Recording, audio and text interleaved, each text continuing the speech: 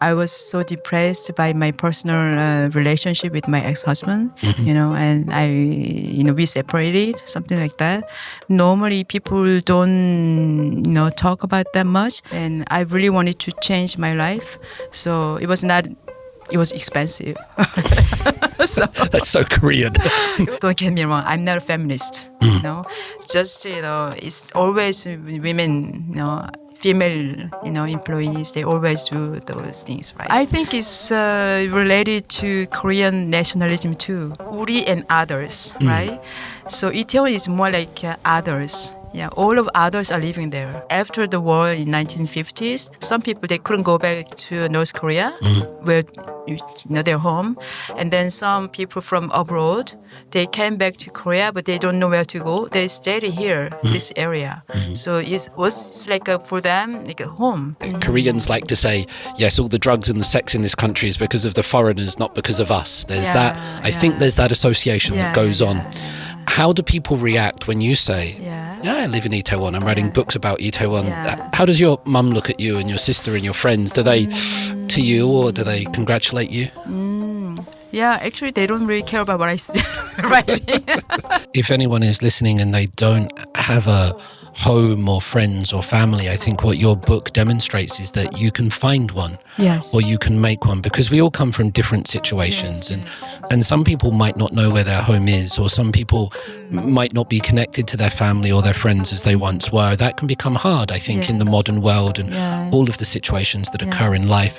But what you're doing with Itaewon and your book here is saying that you can find a home and you can find people like you. They might not immediately be like you. They might be very, very different. But they're going through the same thing in life, which is trying to find a home.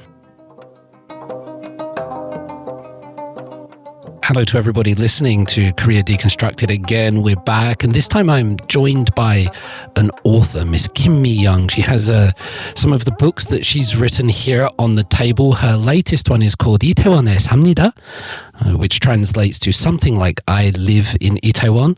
Before we start about your books and Itaewon, because I really want to talk about Itaewon today, tell us something about who you are. Give us a little bit of a 자기소개 or an introduction, please. Yeah, sure. I'm Mi-young. My family name is Kim, and actually I'm Korean based, so I'm originally from Korea, city called Gangneung, and then I lived there. I was born there, lived there, studied there, and then mid-20s I went to Canada. First, it was to study English, and then working there in French and English. Stayed there for 8 years. And they came back to Korea, and then went to abroad again, to Shanghai, and came back again. So this is my fourth book actually, but two of them in between my first and then fourth. I wrote two other books with other writers. So it's released, published actually recently. Why do you keep leaving Korea, and why do you keep coming back? Actually, it's good question, because I was in Canada for almost 8 years, and then Canada is so cold. Canada is so cold, and one day I said, okay, I've been here so many years. I was living in Montreal, and in March, I was in my office, and then it's still dark. It's already dark. Wow. Yeah. At 3 p.m. Can you imagine? No. Me neither. So I was, oh my God, it's so dark. I come back, I come to office when it's dark, and I have to go back when it's dark again, right? And the winter lasts almost 6 months a year there. So, and I really I feel cold all the time. So for me, it's a beautiful city, beautiful country. I love Canada, but I was thinking that I have to maybe go back to Korea and try again. Different life. You're quite sensitive to the environment. You're affected by it. It feels like. For me, where I live is so important, because all my activities have to be around. I don't like, travel a lot in the city, actually. Yeah, so this is so important. To go to Canada in your 20s, I think, is a big decision. That's a big move, isn't it? Yeah.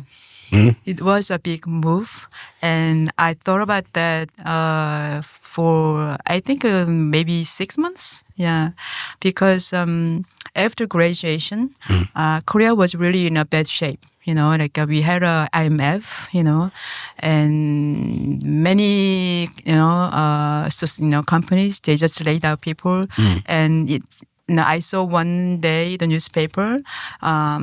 They actually hired one person, a new, an employee, but, they had to cancel it because they can't pay. Wow. Yeah.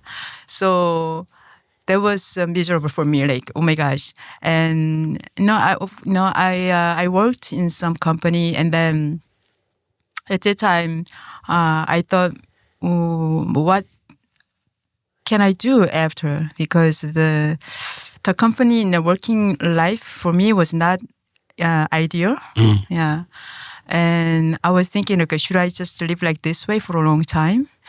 Or I have to do something new, to do something new. I was looking for, and I was searching in Korea, and I thought, okay, in Korea, maybe it's not, really, possible for me. So I checked other, abroad of, outside of Canada, Korea. Yeah. Is that because you're creative, because of culture, because of gender, just because it doesn't fit? I think it's culture and gender. Yeah, for me, I really thought that way because, in the office, you can do many things, small things also. So I don't mind sometimes to prepare coffee for some other people. But it can be my job, right? No. So, yeah, but I know, it was okay. It was okay, but, it's not, what I really want to do. And I was thinking at that time, why all the time women have to do that, right? And I'm not, don't get me wrong, I'm not a feminist, just, it's always women, female, employees, they always do those things, right? So it was not really ideal for me. And then also the culture, culturally speaking, I felt like I have so much pressure. It's not like you want to live what you wish for, how you wish for, right? But in Korea, it's not that easy. No. Yeah. So I was so stuffed at the time, I couldn't really breathe. Yeah, so that's why I chose to leave. I think it would have been harder at the time as well because Korea wasn't that popular. I think now if you're Korean and you go abroad, everybody wants to be your friend. They want to know, can you sing Apata? Do you know Demon Hunters? Yeah, and sure. it's really cool to be Korean right now, actually. But I think when you were going abroad or in the past, it was much harder, I guess, as well. Yeah. I remember when I went to Canada at the beginning, people thought I was Chinese or, if I say Korea, they always say North Korea. They don't, for them, South Korea does not exist. Yeah, they don't know about South Korea. And so if I say South Korea and they say, what is that? Because North Korea is so popular for them, So, yeah, they didn't even know about Korea. Yeah. That's why the success these days is really something, I think, for Korean people. It makes them very proud that their country is known. It doesn't really matter about the quality of the content. Sometimes it's just like, thank you. Yeah. You recognize us. Yeah. Yeah, I think Korea, they are, it's a soft power, right? Yeah. And the people before me, they work so hard to keep the ideas to the cultural, identity. Yeah. For example, for cinema, I know they fought a lot, so hard to, have that, Korean, I don't know, the portion of the content. And also, I think Korean people, they are really good Yeah, yeah. It's not because I'm originally from Korea, but they're really good at creating things. Absolutely, new things. Yeah, yes. They're so like active. Yeah. Yeah. There is a Western there is a stereotype that Korean people aren't creative, that they just learn by rote memorization, and it's outrageous because when you look at the webtoons, the dramas, the movies, the music, the art, it's so creative in this country. It seems like they are so suppressed because of the culture, because of what they've learned from a long time ago, since they're young. But they still have they have this creativity, and they can express explain also. Yeah, sure. And I guess one of the questions we might come to towards the end is now Korea is changing. It's come out of military dictatorship. It's 2026 Korea is different from 1990s and 2000. Whether Korea can be a place for artists or people like you. When you came back to Korea, you immediately started living around the Itaewon area? Yeah, actually, because I'm not from Seoul, I didn't know where to live in Korea because I came back and I have my sister not living in Itaewon area, but I went there and that area is really like a Korean area. So I thought, okay, I can live there. So where should I live? What does a Korean area look like? It's got hagwons and... You cannot see it at the time. Now it's different, I think. But at the time, you cannot see any foreigner. It's only 100% Korean people living there, right? And they have their own lifestyle, which is not exactly like what I used to live in abroad. Yeah, and so I was looking for so many places, and Samgakji was the first place I found. Yeah, it's near to Yongsan War Memorial Museum. Yeah, it's right there. Yeah, and so that's why I stay there. Yeah. Itaewon, that area has a specific, it has many reputations, I think. You think of Itaewon Freedom, Itaewon Class, the American military, drugs, sex, rock and roll. What is Itaewon, do you think, in the general Korean mindset? That's hard because there are many different views on it, but some people might not know what Itaewon is or where it is. Can we explain Itaewon? Yeah, but actually Itaewon is, it was interesting because the first time I went to Itaewon was before I left to Canada. It was before 2000, I think. At that time I was so shocked because first time I came out from the subway station, it was all like a gray.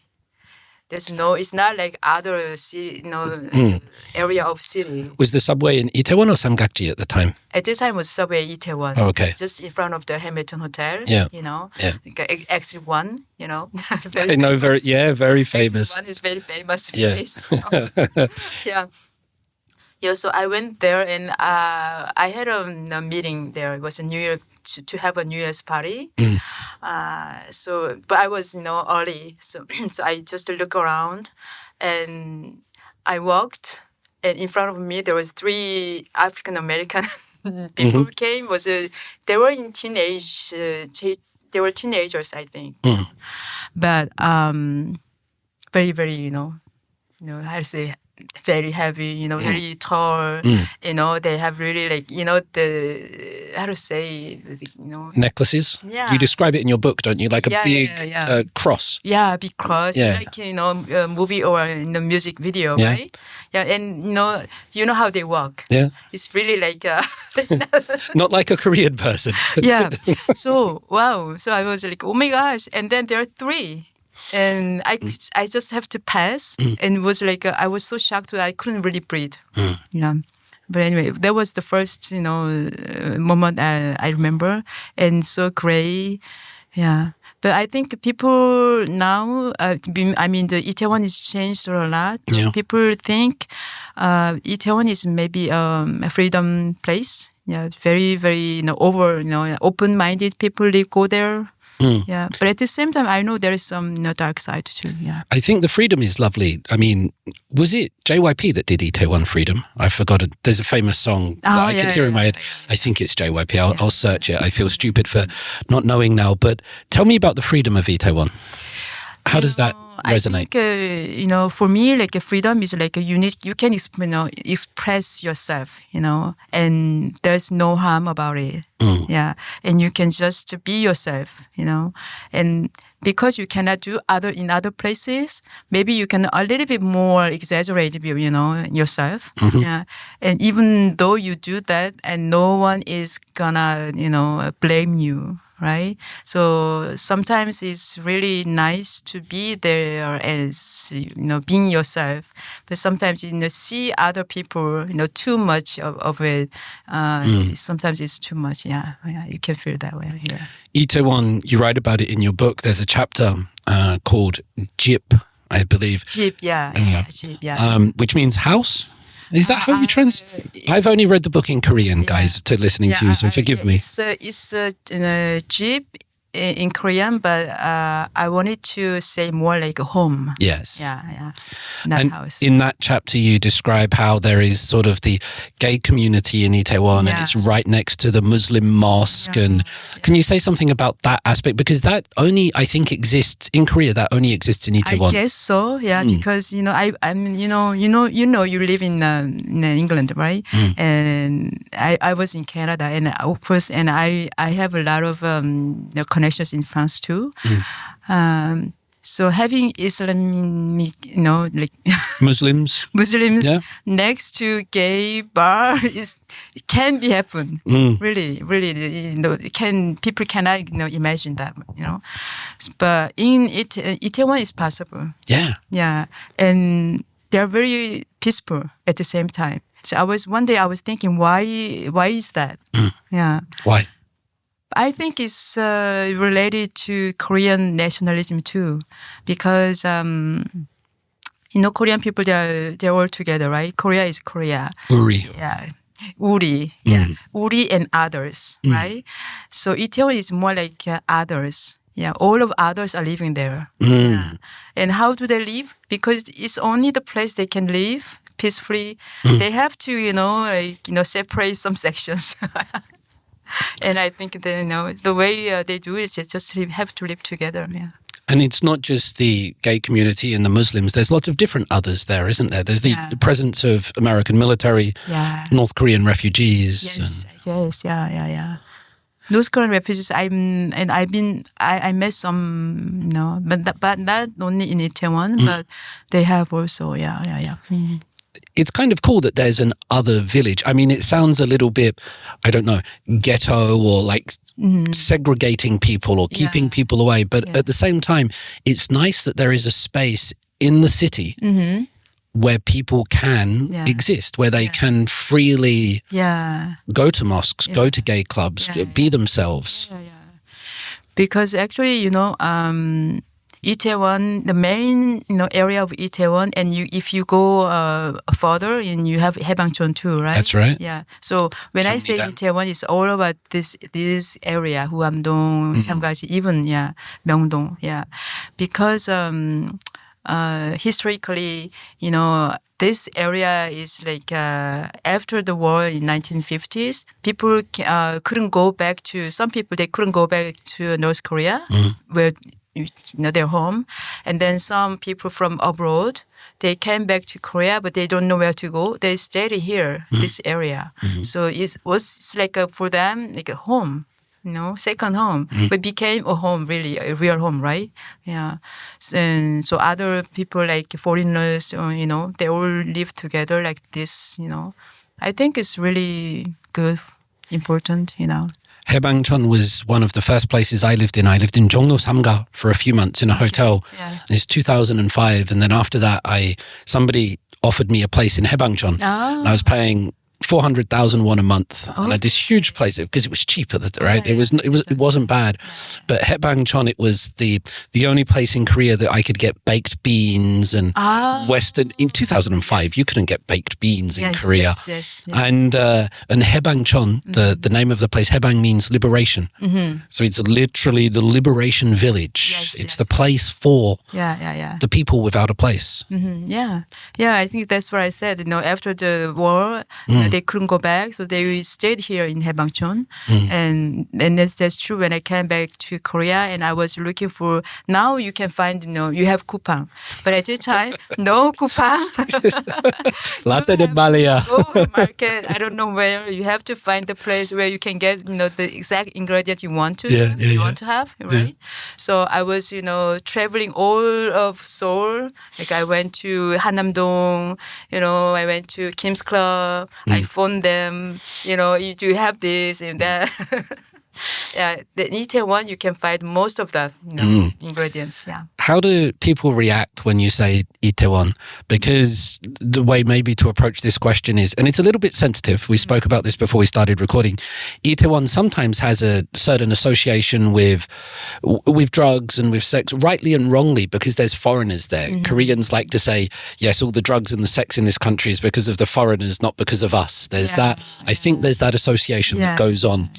How do people react when you say, I live in Itaewon, I'm writing books about Itaewon? How does your mum look at you and your sister and your friends? Do they to you or do they congratulate you? Yeah, actually they don't really care about what I say writing. Nice. They don't care. Yeah. Actually, I think if I say I live in Itaewon, people will imagine the main street of Itaewon, what happened in the 2023, and the images, because they don't come to Itaewon so often, the images they have before. So maybe freedom, but not that positive way sometimes. And as you say, there are so many gay bars and sex club and etc. Right? Yeah, but I think somewhere you need to have those kind of shops anywhere, right? So I think it's for them maybe sometimes it's not ideal places, but it's okay. I think for me it's okay, not a problem. Maybe I was being a little bit wrong because Itaewon is bigger than that main drag and subway station exit 1 because Gyeongnidan, that became like a real hotspot for dating. Yes, a few years back now, but it was full of sort of bistros and cafes and cool wine bars to hang out with, cigar bars, all in Gyeongnidan. Yeah. It's bigger than the Strip, right? Yeah, actually, I used to live there too, just below the Hyatt Hotel. Okay. Yeah, and then at the time, the Gyeongnidan Street was really like a nice and cozy, and then I went back. I went to abroad and came back. Is that when you went to China? Yeah, yeah, and then the street is just finished. I mean, the street lost their identity. I think it was so cozy and nice. But when I came back, there was a big company. I think it was a little bit sad. But now it's Haebangchon Street, yeah. And I'm worried that will happen to Haebangchon as well. This idea of gentrification that in Gyeongnidan, in Itaewon, in Haebangchon, there's all these private cafes, not franchises. No, you wouldn't find a Starbucks or something there. There are all these small little cafes, restaurants, sandwich shops. People selling things. I love that. Yeah. Yeah, me too. It feels very authentic. It feels very personal, but it's slowly changed. Like Itaewon used to be a dangerous place in my memory in 2005. It was a dangerous place to go. Now it's quite safe and nice. Yeah, now it's very safe and nice because I came back in 2009. I thought, oh wow, Itaewon has changed a lot. But at the time there was still, military, they were still there. Yeah. But it was not like before, gray and dark. It was changing. And Saturday night was really not a place to go there at the time also, but because there was still military, there. I'm not sure if I've told this story before, but when I first arrived, there would be military police, American police, walking around with assault rifles, asking for ID. I'm from the south of England. Like, what the hell is going on here that there's guys with assault rifles asking me for my ID? Maybe you look like the American. Yeah, maybe they're trying to sign me up or something like that. Yeah. But that was really shocking to me that existed in the middle of it. I want to just detour 1 second. You went to Shanghai. Yeah. Thoughts on China? How was that? Shanghai is not like a different part of China, I think. It's so rich culturally and so it's so like rich also material wise. Yeah. Because, the Chinese people, they have so much cash, I heard. And then Shanghai, I'm not sure if it's true. Shanghaian, Shanghai people, they have, everyone has their house. Yeah. Which is they're rich. It means they're basically rich. People in Korea don't have that. People in Korea, no.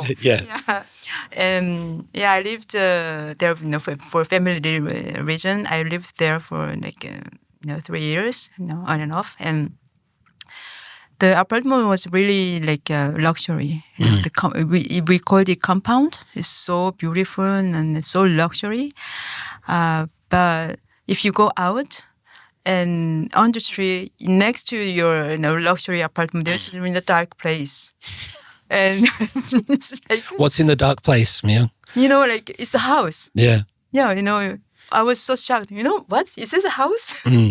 Yeah. People live there. Yeah. It was so different. Oh my gosh. Yeah. Did you find it culturally very different? Because going to Montreal must have been a big culture shock from Gangneung and Seoul at that time. Was it like going to China? Was it like stepping into a different world for you? Yeah. China is something completely different. I thought China is, Oriental country like Korea. So it must be similar, I thought. But no, it's completely different. The language, is Mandarin. I don't speak Mandarin. It's because I've tried. It's not because I don't want to try. It's hard. The grammar's easy. Yeah, the grammar is the same as English. When I saw that, I was like, wow, Korea's hard. It's backwards.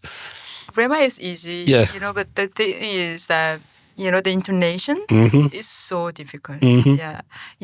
I remember when I said something, same thing. There was a child, she was, I think, 5 or 6 years old. And then somebody asked something, and I said, maybe 7. I remember at the time, it's 7th floor. And then in Chinese, and he didn't understand. But the little girl, I swear, she says the same thing. But he understood her pronunciation. That used to foreign kid, yeah. Used to happen to me all the time in Korea. I'd say, banana 주세요. Banana 주세요. But banana. It happened all the time.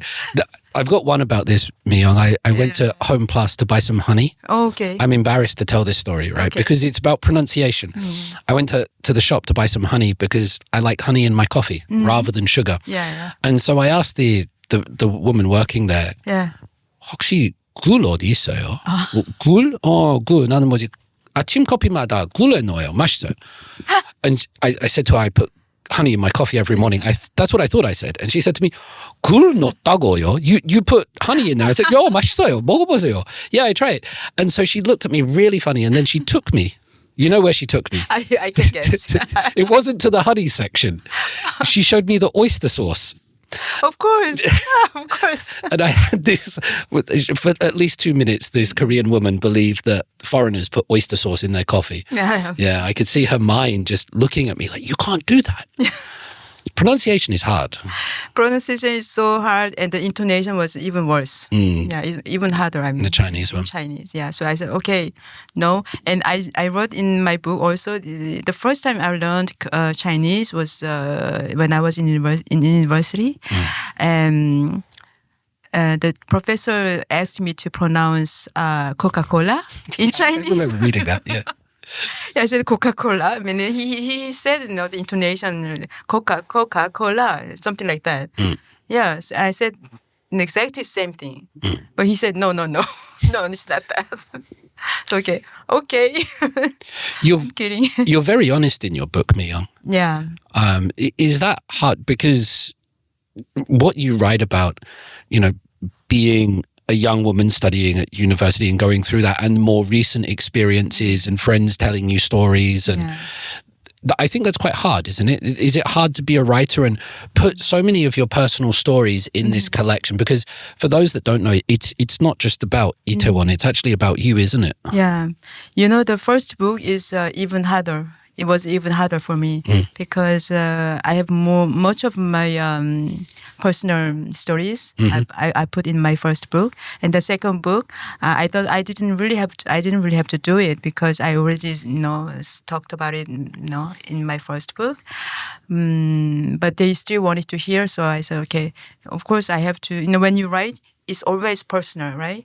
So I had to put my personal story. I think it's how to say, it's not easy, but it's not possible. I mean, you can write, and people don't really care about what I'm saying. People don't even care about other people. For me, it's really really hard. It's a really like.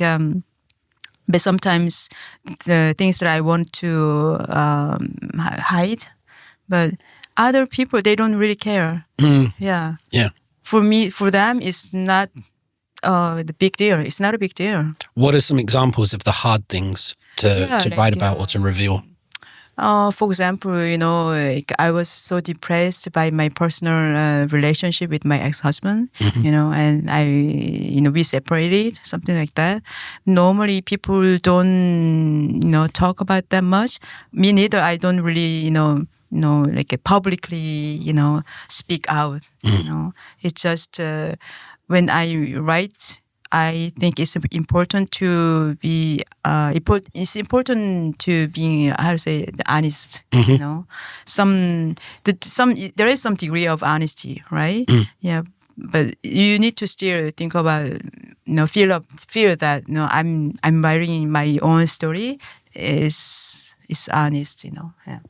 I think it gives inspiration to other people. I think it helps other people, even if it's hard for you. Just looking at some of the reactions to your book and some of the comments online, it seems that honesty affects other people in a positive way. Yeah, that's the point I wanted to tell other people, because people wants to write books, right? And people wants to be happy. Yeah, but if you are not into your own story and speak about it and take out from your heart, you still have to keep in your heart. That's even harder after. In the long term, it's not that good, I think. And when people ask me how to write, I sometimes say, most of the time I say, you have to listen to your heart, write what's in your heart.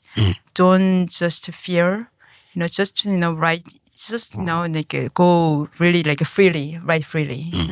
So the thing is that after what you want to publish or to put out, it's your choice. But first, do writing. Please write what you have in your heart. Yeah. Does it help in terms of mental health and stress and that thing? Is it therapeutic to do that, or is it like fighting with demons and you stare into the abyss and it makes you even darker? Actually, my personality is a little bit when I open, I'm very open. Yeah, but when I don't talk, I don't really talk. Yeah, so I have two different personality, I think. But what helped me a lot was meditation. Yeah, and meditation I met. It was 2009 from my friends. I know foreign friends. They were running a meditation class, and at the time I was after work. I was sitting, and I was always dozing. I didn't even know how to do it. And I said, "Okay, what is meditation?" At the time, I just took some classes like that, and then just forgot about everything about meditation, and came back to Korea, and with this treasure in my life. I started reading Korean books again, and then writing a little bit, and so watched some YouTube.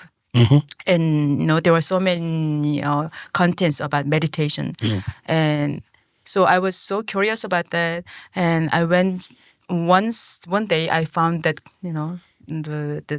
offline class. And then I went to a meditation trip too.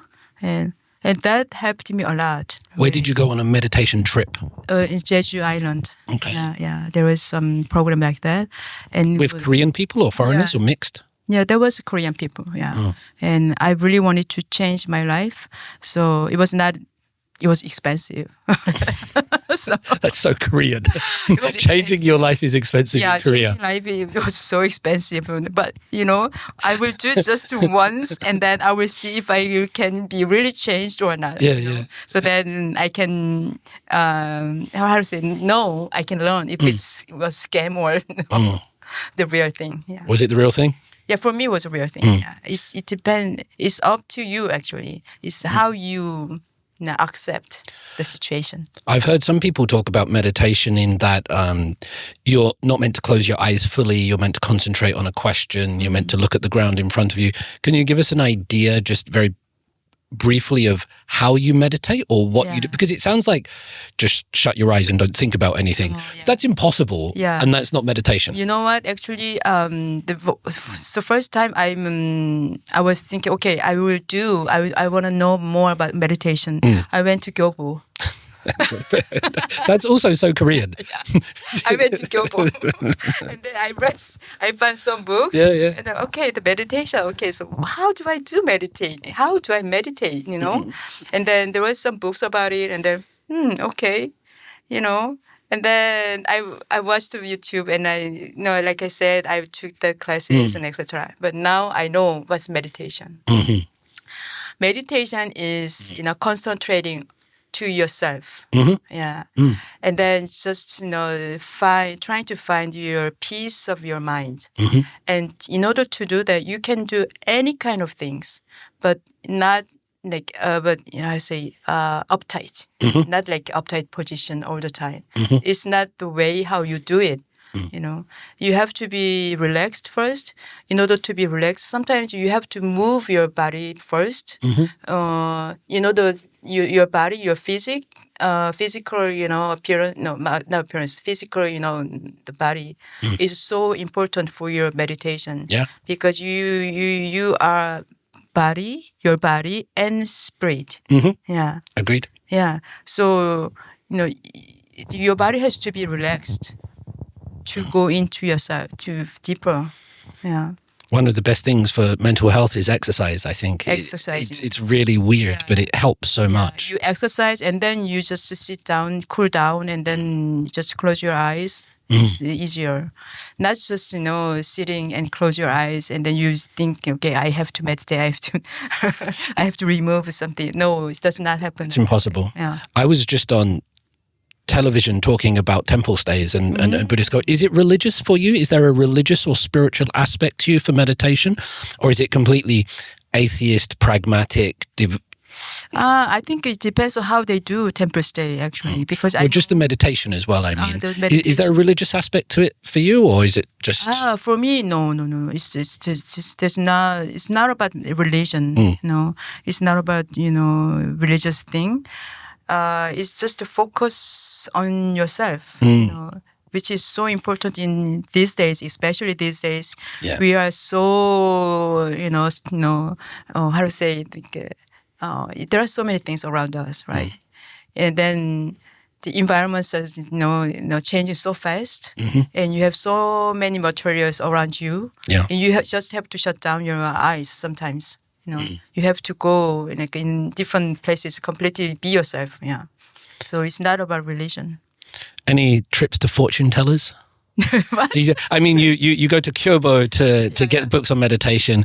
You pay money to change your life. Do fortune tellers play a role? Have you ever done any saju or something like that? Fortune tellers, saju. Yeah. No, not really. But that's quite interesting. A lot of people like that in terms of... Go on. Yeah, but I know what you mean. Yeah, but instead of saju,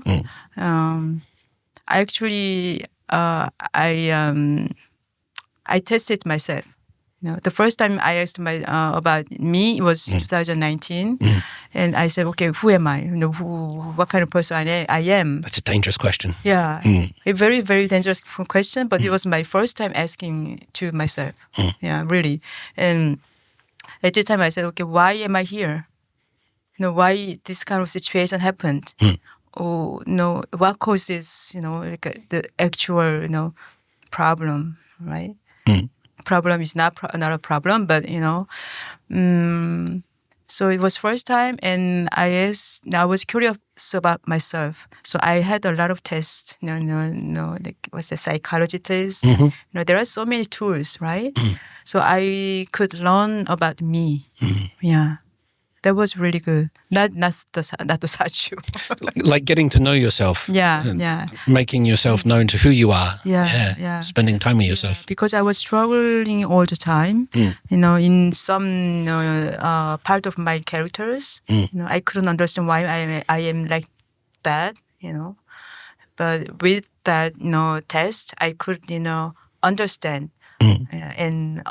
and be more gentle to myself. Yeah. That's nice. Yeah, because I was so hard to myself. You shouldn't do like this way. You shouldn't think like that way because you are different. People normally don't think about that way. You are so mean. You are so bad. I told that to myself all the time.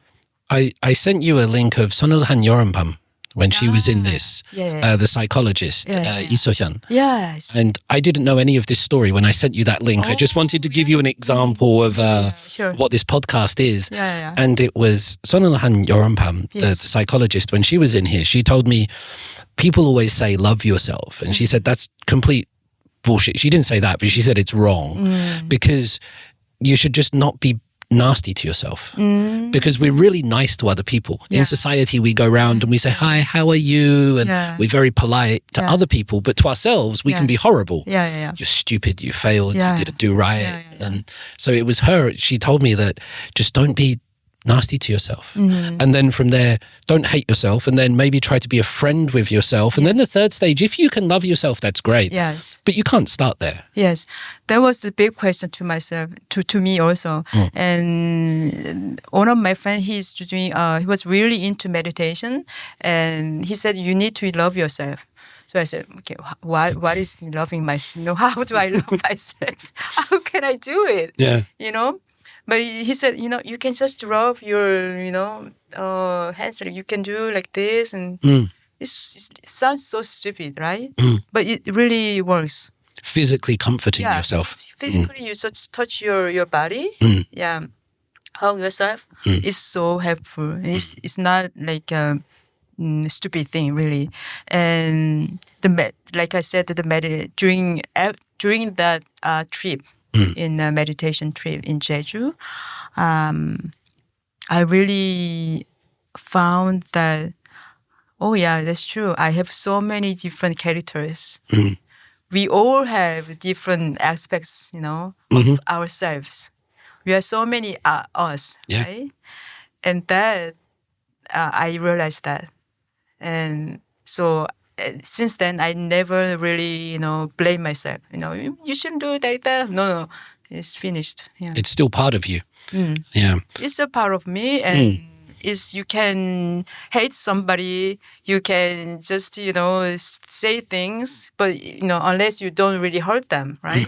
Yeah. You can just think, if it's not, if you're not comfortable, you can just, think that way too.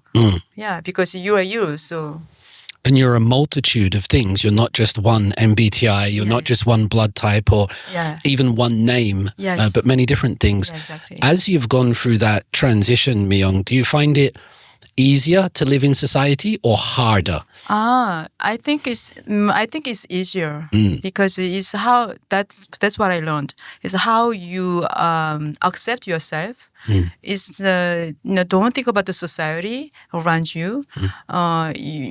People are so different. Individuals, they have so many different. Like I said, we are so different. Even one person has different characters, and you are living with so many different people, right? So just don't think about societies or other people. It's really it comes from your mind. How you think about that. Yeah. That's very Buddhist. Yeah. That's one of your daegyo sinim, isn't it? Yeah.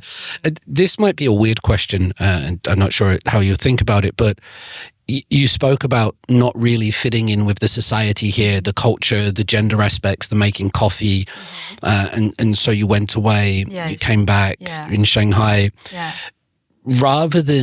And now you're back here in South Korea, rather than changing the country, rather than changing the Korean culture, it's been about changing yourself. Yes. Yeah. That seems like because many people want to change a culture. Many people want to change a country. They want to impart change on the external society, don't they? And we see a lot of that. Yeah. But what you've done is rather than trying to change the external, you've changed the internal. Yeah. I think, the society has to be changed. It's not like I'm accepting everything happening in the society. You still don't want to make coffee. Sorry, go. I will think about that.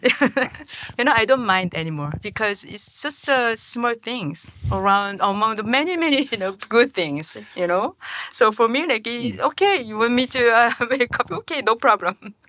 Yeah, that's how I changed because I see differently now. And, I think you have to have clear mind, how you want to live, right? And, you don't want to, force others to change. Actually, it doesn't work. It doesn't work. Agreed. Yeah. And if you want to change the society, it's better make your own, good things on your own and make with other good people around you. That way you can change something in the society. That's what I think. Yeah. That's the wisdom that many people and philosophies and religions taught us in the past. But I think we forgot that somehow along the way. In reality, sometimes you have to, you forget that, of course, Of course. Are there many people around you like you?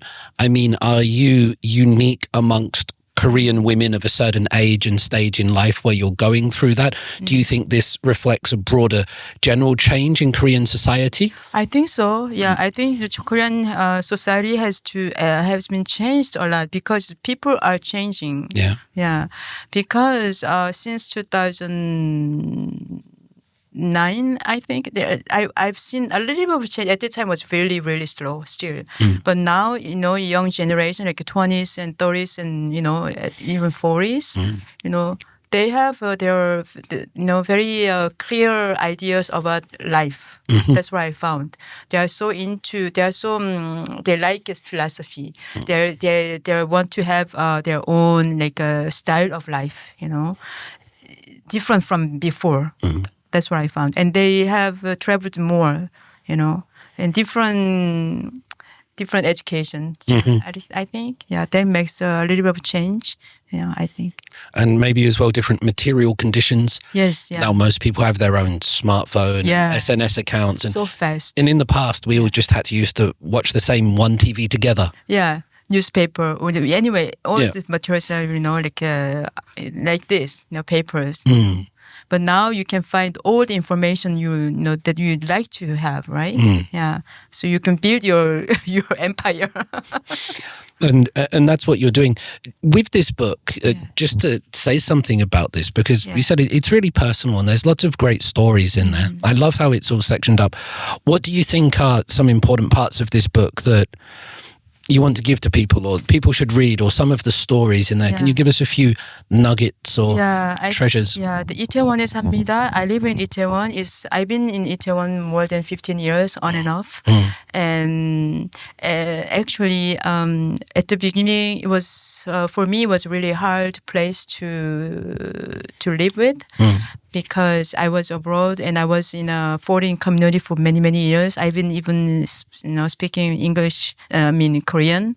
I used to live and work in French all the time. So, but now I still have some French accent, but sounds good. Yeah, in English.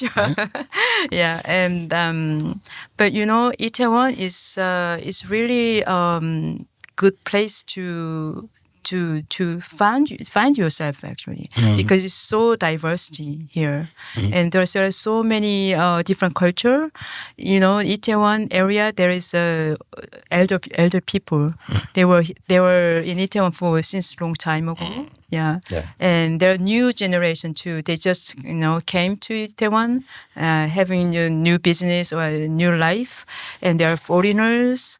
They're Koreans, and they're dog lovers, pet lovers. So many different people live there together, but they it seems like they are so different, but they are the same people actually. They are living their own life, together. I think that's and there's not just Koreans and foreigners, but there's all the people in between as well. I think the Koryo Sarams and the Korean Americans and these people that don't quite fit into the us and them, the Uri and them. That binary doesn't work these days in Korea. But I would say the adaptee. They came back because I'm in French community, and there are. The French are the most, the country the most, how to say? Children adopted overseas. I was so surprised in 1980s. Because most people think it's related to the Korean War and poverty, but no, it was when the country was rich. They sent 200,000 children abroad. Yes, and the Korean society, they don't talk about it. They don't know, right? In North Korean also refugees too. There are so many in Korea, but we don't talk about it. There are so many, people like like I said, gay people, but it's a group of people that we live together. I agree. So I think we have to think about this, issue too. And I guess that's one of the beauties of your book, that by finding yourself through writing, you were finding other people. And it made you more accepting of the other. You became more accepting of people that weren't you, of different communities, made you more aware and conscious of them as individuals. It's a very... I don't know how to say this. It's a very sensitive or empathetic book. I'd say it's got 공감. It's got empathy in there, I think. And I wanted to also say that Itaewon is a very nice place to live because it's the nature is amazing. You have Namsan. It's so amazing. And you have Namsan 도서관 library, and Yongsan library too. There are two libraries there too, right? So... in 4 seasons, you can have 4 seasons there, and it's so beautiful, Namsan. For those that might be listening who've just heard the stories about multiculturalism or the Itaewon main strip, the nature is incredible, and you've got the green cover here. It looks like that, and Namsan Tower.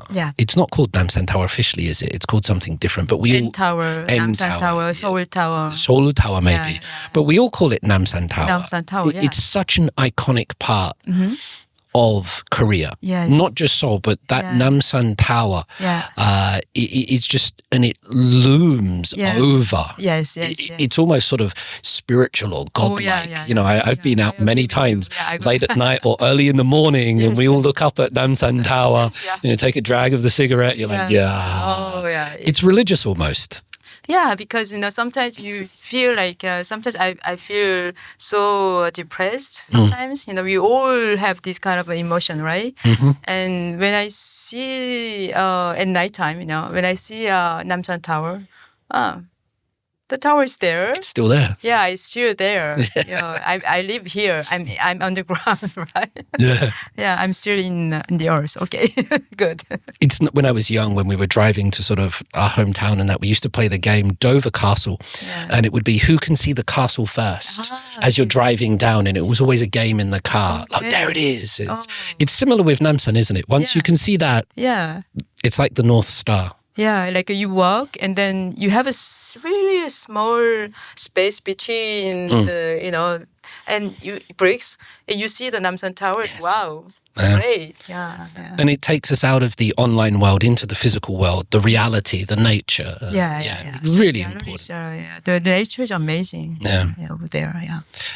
Perhaps as we draw this towards the end, Mi-young, any kind of statement or ideas for your readers? Because there will be people that read your work, and what do you want to say to them? Those interested in your books and your writing. I wanted to say, the people, the human being, we have where the places where we live. But since we are so busy all the time, we don't really think about where we live, right? Where we go, and actually that places, where you stay helps us to be, to grow, it gives you a comfort, right? That's why I wanted to, talk about the places I visited, because we all have history over there. We all have a relationship there, right? Yeah, and then when we have relationship, we have emotion. Yeah. So think about, I wish, people can read my book and think about how they feel about places and the relationship they have, especially with their family, friends around them, and how they want to, engage, the emotions and the relationship. Yeah. Yeah. And I think if anyone is listening and they don't have a home or friends or family, I think what your book demonstrates is that you can find one, or you can make one, because we all come from different situations, and some people might not know where their home is, or some people might not be connected to their family or their friends as they once were. That can become hard, I think, in the modern world and all of the situations that occur in life. But what you're doing with Itaewon and your book here is saying that you can find a home, and you can find people like you. They might not immediately be like you. They might be very, very different. Yeah. But they're going through the same thing in life, which is trying to find a home. Yes. I think the home is like, you don't have to be stuck in one place. I don't know. I didn't want to talk like that way. The home is like I said, if you feel comfortable and happy, warm, and they can be a home, your home. But it's not just one place. Even though you feel like you are in this place and in another place, in between, if you feel like you are so happy and you're so comfort, it can be your home, right? So it's really like, I hope people can find their home inside. Which can be outside home too. The inside, that's beautiful. That's beautiful. Let's leave it on that message, I think. Yeah. Yeah. Thank you, Mi-young. Thank you for having me. I hope people can have a help. How to say through my book. Me too.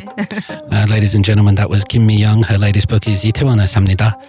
Go and look at that. And she has 3 others. And you find her on Instagram. She's got contents up there to see as well. And enjoy that message. Bye-bye. Thank you. 끝났습니다. Woo! High five. Wow. Yeah. You're brilliant. Oh my gosh. You're brilliant. Oh.